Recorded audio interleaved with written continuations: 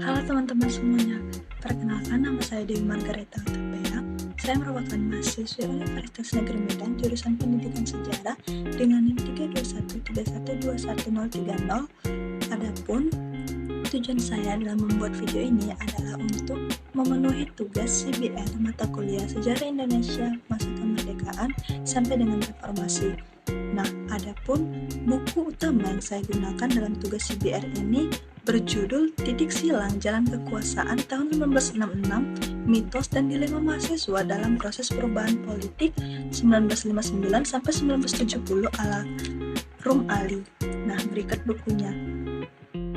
Nah, dalam buku ini terdiri dari 6 bagian. Bagian yang pertama berisikan tentang tradisi tumbal darah, Soekarno dan tentara. Nah, pada bahasan ini dikatakan bahwa meninggalkan titik nadir dari momentum 5 Juli itu dengan dukungan kuat militer yang berhasil diperolehnya melalui pemugaran kembali hubungan baiknya dengan Nasution, Soekarno bergerak cepat dengan segera ia membenahi beberapa institusi kenegaraan. Ia membuahkan kabinet karya yang dipimpin oleh Insinyur Juanda. Usai pembenahan institusi tersebut, pada hari peringatan proklamasi ke-14, ia mendatangkan konsep politiknya yang terpenting melalui pidato kenegaraannya yang berjudul Penemuan Kembali Revolusi Kita.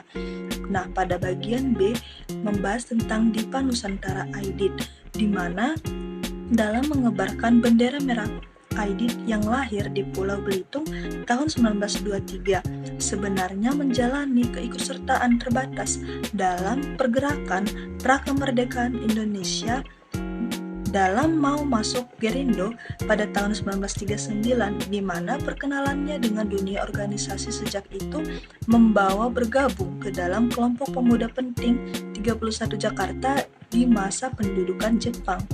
Nah, pada saat itu juga terjadi penangkapan Belanda yang dipenjarakan di Pulau Onsu, salah satu pulau di Kepulauan Seribu, karena mendekam dalam penjara.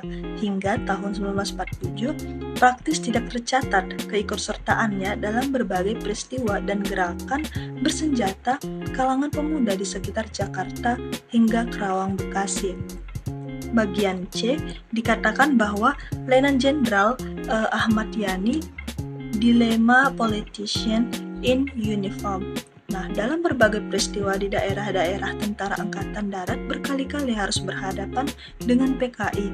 Bergeraknya Soekarno makin ke kiri secara subjektif didorong pula oleh kekecewaan pribadinya yang menyebabkan perasaannya terluka dan menimbulkan kemarahan terhadap sikap Amerika Serikat pada dirinya, di mana pemberontakan sejumlah tentara berhaluan kanan yang kecewa atas ketidakseimbangan serta ketidakadilan dalam hubungan pusat dan daerah.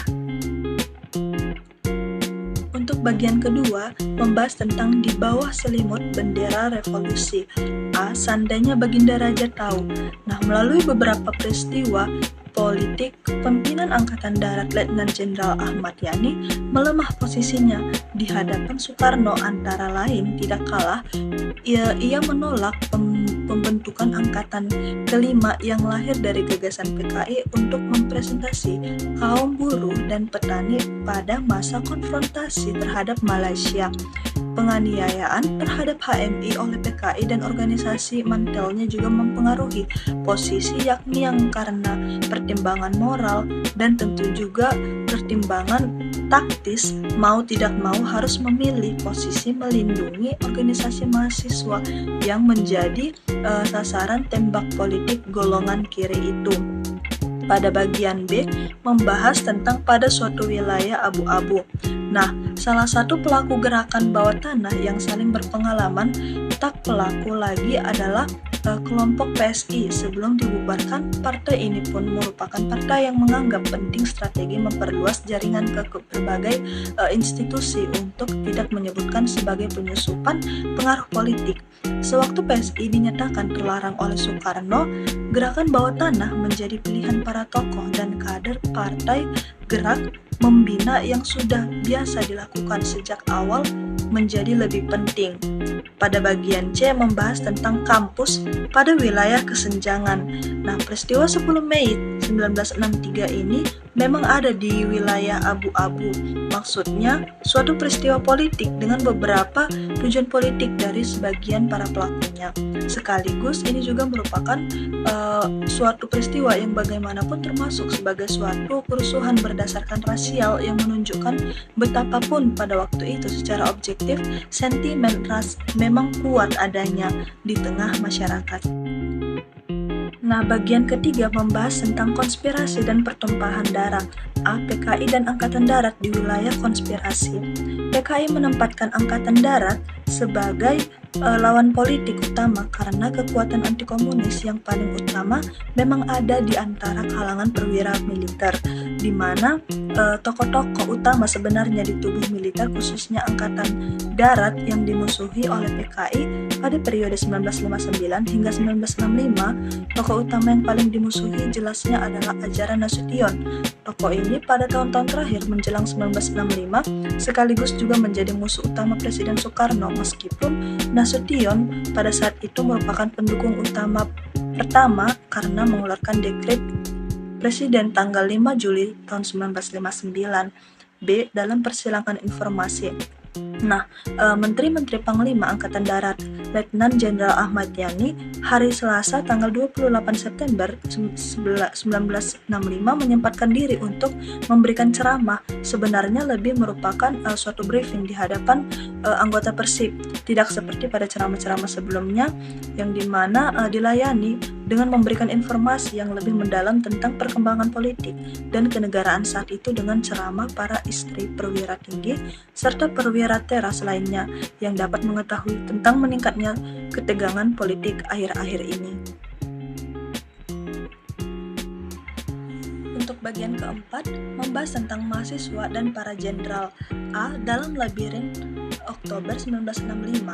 Nah, pada tanggal 1 Oktober 1965, rakyat Indonesia dikejutkan oleh sebuah komunika yang disebut dengan berasal dari bagian penerangan Gerakan 30 September yang disiarkan melalui Radio Republik Indonesia Komunika, yang dimana pada saat itu dibacakan oleh seorang penyiar RRI pada hari Kamis tanggal 30 September 1965 di Ibu Kota Republik Indonesia, Jakarta. Telah terjadi gerakan militer dalam Angkatan Darat dengan dibantu oleh pasukan-pasukan dari angkatan bersenjata lainnya.